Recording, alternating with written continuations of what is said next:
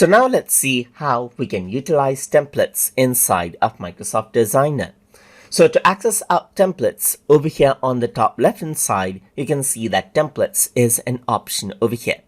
So what you can do right here is you can access out some templates over here, as you can see.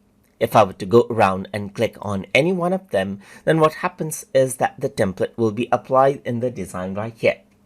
And of course, once you select out the template, over here on the right hand side, you can go around and select out different ideas which rearranges out the overall design right here.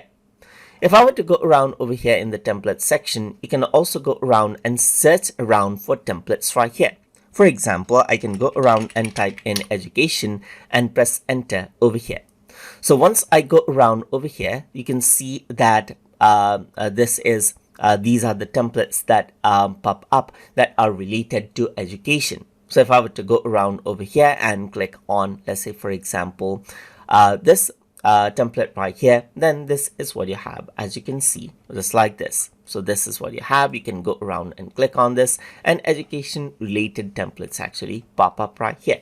Let's say I want party related templates, then you can simply go around and type in party right here, and party related templates pop up right here, just like this. Let's just go around and search for travel, and then you get the travel related templates over here, as you can see, just like this.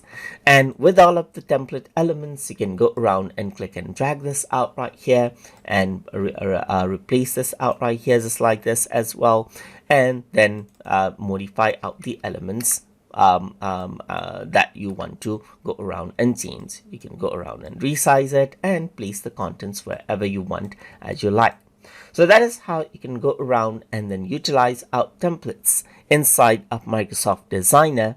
So hope you guys learned something as always. And as always, please like, comment, share, and subscribe